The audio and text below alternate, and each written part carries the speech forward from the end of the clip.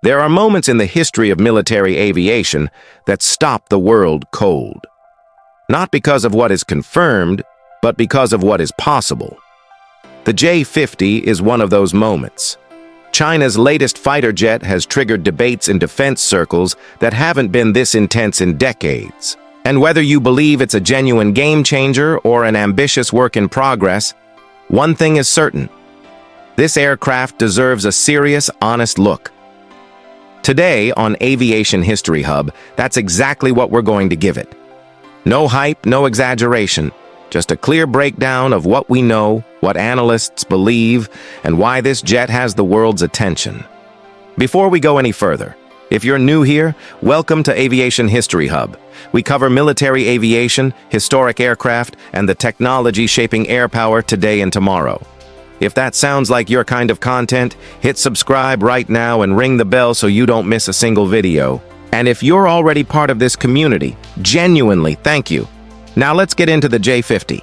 Military aviation doesn't stand still. Every generation a new aircraft arrives that pushes the boundaries of what air power can do. The transition from propeller to jet, from subsonic to supersonic, from conventional to stealth. Each of those shifts changed the strategic calculus for every nation on Earth. China's J-50 may represent the next inflection point in that long story. It is important to say up front that many details about this aircraft remain unconfirmed. What we're working with comes from defense analysts, satellite imagery assessments, and open-source reporting, not official specifications. With that context clearly on the table, let's look at what observers are saying.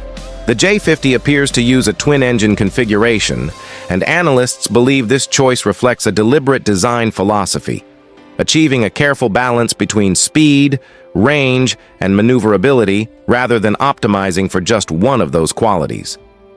Based on available assessments, the aircraft is estimated to measure around 22 meters in length, with a wing area of approximately 145 square meters. If those figures are accurate, they suggest an aircraft purpose-built for long-range combat operations rather than short-range interception duties. This is not a jet designed to patrol a coastline. It appears to be designed to project force across considerable distances. That unusual wing shape, commonly described as a lambda configuration, has attracted particular attention from aeronautical analysts. Compared to more conventional wing designs, this type of layout can deliver meaningfully better aerodynamic efficiency, which in simple terms means less drag and better performance across a range of flight conditions. The estimated maximum takeoff weight sits around 40 tons, and analysts suggest the aircraft may be capable of carrying a substantial weapons payload without the kind of performance penalty you'd typically expect at that weight. That balance, if it holds up, would be a significant engineering achievement, though it remains to be verified against real-world performance data. Please keep in mind as we go through this, the J-50 is still a developing program. The specifications and capabilities we're discussing are based on analyst estimates and open-source defense reporting, not officially released data. This video is intended as educational commentary and analysis. We encourage you to consult multiple sources and continue following this story as more verified information becomes available. One of the most discussed aspects of the J-50's design is its reported use of advanced composite materials. Composites have been a standard feature of modern military aircraft for some time, but the extent to which the J-50 may incorporate them across its airframe is considered notable. Analysts believe these materials serve multiple purposes simultaneously. They reduce the overall weight of the airframe, which supports better performance. They also contribute to the aircraft's stealth characteristics by helping to absorb and scatter radar energy rather than reflecting it cleanly back to an enemy sensor.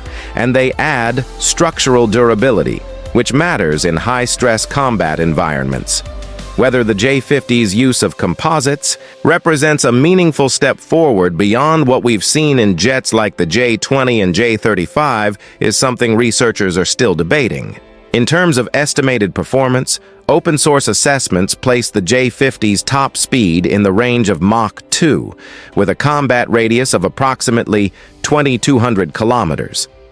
If those estimates are in the right ballpark, the implications for regional security in the Asia-Pacific are significant.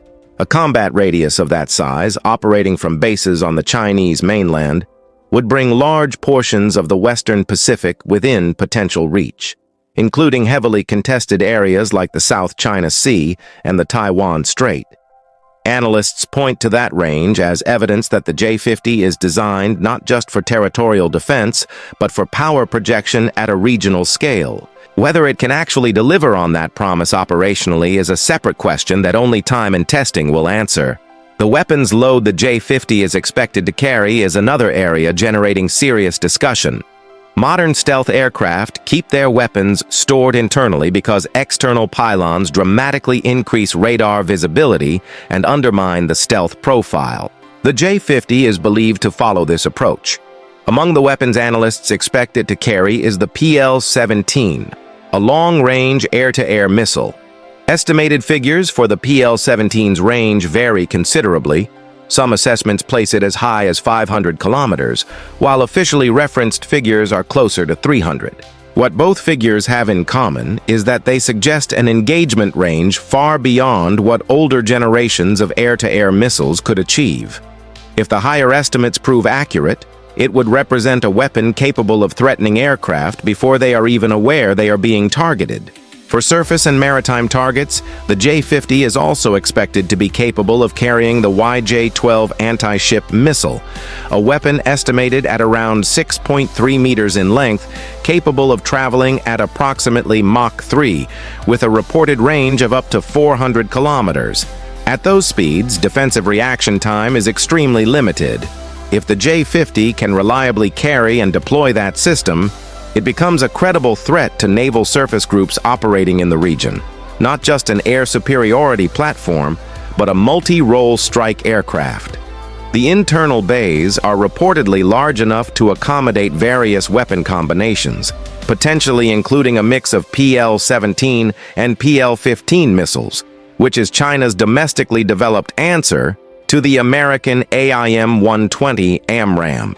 The flexibility that arrangement would provide, engaging targets at both very long and medium ranges, is exactly what modern air combat doctrine calls for.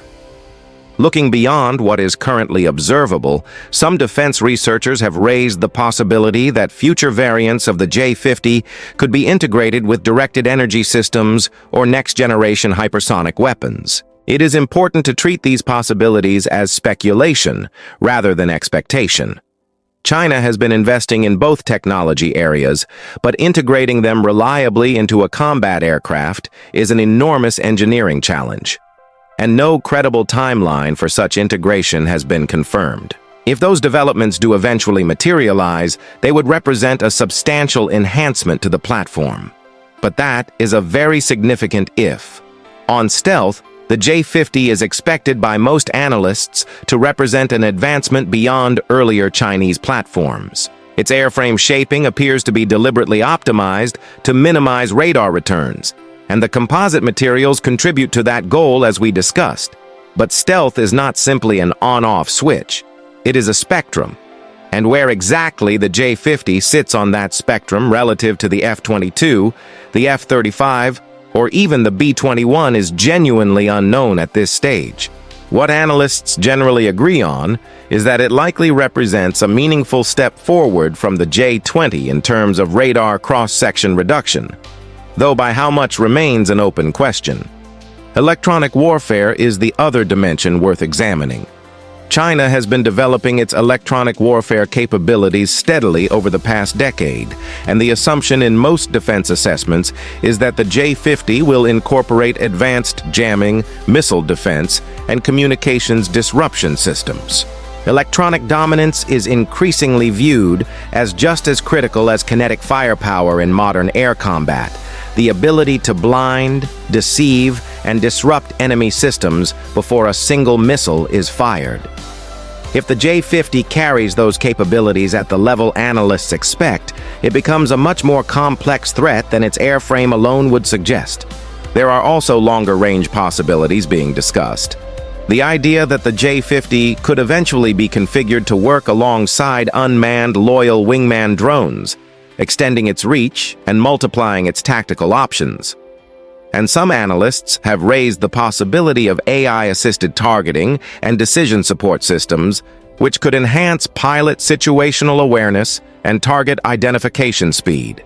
These are genuinely plausible directions given where military technology is heading globally, but they remain speculative when applied specifically to the J-50 in its current form.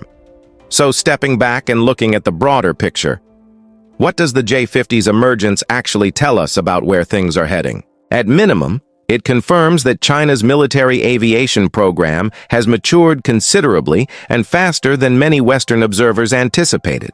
The Pentagon has consistently warned in recent years that China is accelerating its defense technology development, and the J-50 is a tangible, visible expression of that acceleration.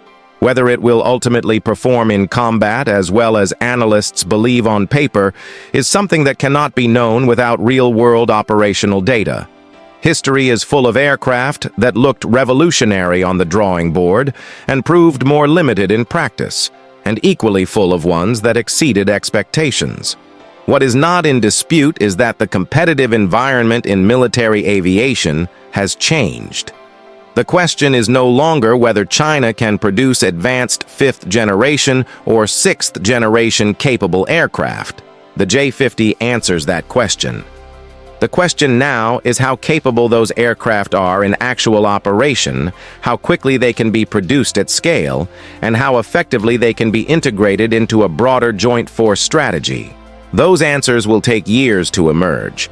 In the meantime, the J-50 stands as the most compelling piece of evidence yet that the era of uncontested Western air dominance is being challenged. Not ended, but meaningfully challenged.